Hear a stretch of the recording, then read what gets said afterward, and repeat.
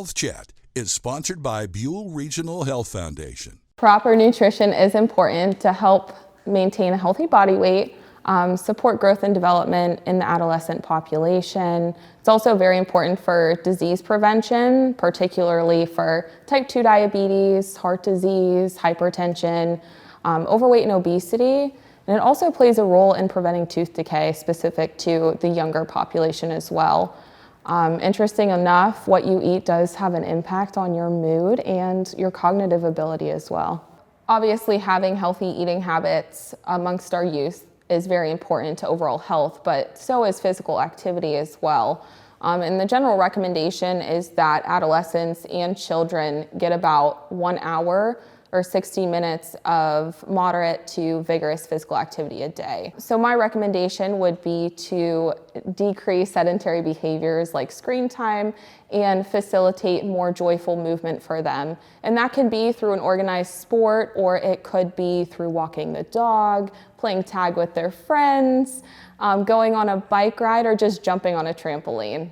Kids and adolescents do tend to come with picky eating behaviors, so my suggestion for parents would first be to just continue trying to introduce new foods to them.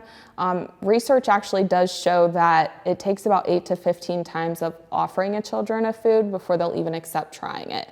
So don't give up if they deny you on try 3 or 5. Just keep going and they might eventually accept it. Secondly, I would always recommend having ready-to-go healthy snack options available in your home. Kids tend to gravitate towards what's just there in front of them. So if that's cut up vegetables, fruit cups and 100% fruit juice, whole fruit, or even like a low-fat cheese stick, that would be fantastic. So a child's diet should include all of the 5 main food groups: grains, fruits, vegetables, dairy, and even protein. If you are looking for a quick reference for that, I would recommend you go to myplate.gov. They have a lot of user-friendly tools to explain what specifically should comprise all of those food groups. Just to reiterate real quickly for this, I would recommend making half of your grains whole grains every day.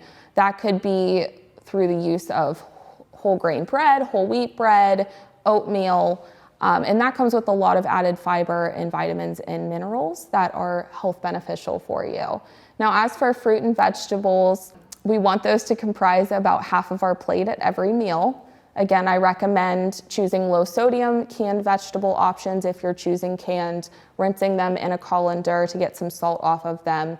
As for the fruit, I would recommend getting them in 100% fruit juice instead of some kind of syrup, just to decrease the added sugar. And those are health beneficial as well. They are linked to decreased heart disease and even some kind of cancers as well, decreased risk with those. As for dairy, we always recommend, once your child is past the age of 2, go towards more of a low-fat or fat-free dairy product. So that could be through yogurt, cheese, milk, even soy fortified products as well. And then lastly, protein. We always recommend lean protein sources. It's very crucial for muscle, to build muscle, and it's the building blocks of a lot of other things in your body going on as well. It could be seafood, it could be legumes such as bean, peas, or lentils, and obviously your poultry and meat as well. Lastly, I would recommend making food fun for your kids, whether that be through gardening or just the meal prep process in general. Kids tend to be hands-on, and when they're hands-on, they might be a little bit more apt to trying some new foods. You could even go to your local greenhouse or landscaping store and get grow-at-home kits for them to have fun with as well. Low-income families might have a difficult time keeping healthier food options available in the home. So some more price-friendly options I would recommend are, you could always choose frozen or canned options, specifically of fruit or vegetables. If choosing canned, I would recommend either getting a low sodium, if available, option, or rinsing off the canned vegetable to get some of the salt off of it in a colander before you make it.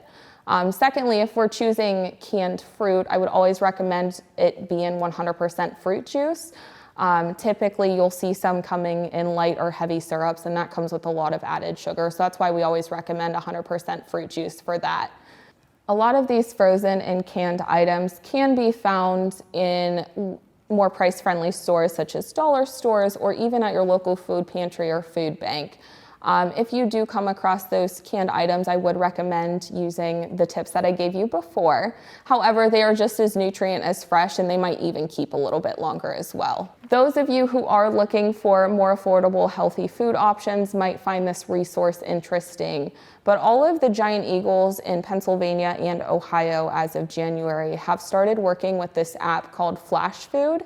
And if you download that app, it will post food options that are nearing its best by date for lower cost at a very discounted rate, up to 50%. So that might be another resource for you all as well to use if looking for more affordable, healthy food options. Healthy kids become healthy adults. Through fostering good food choices paired with physical activity in your children will help them take those habits with them into adulthood, ultimately resulting in better health outcomes long term.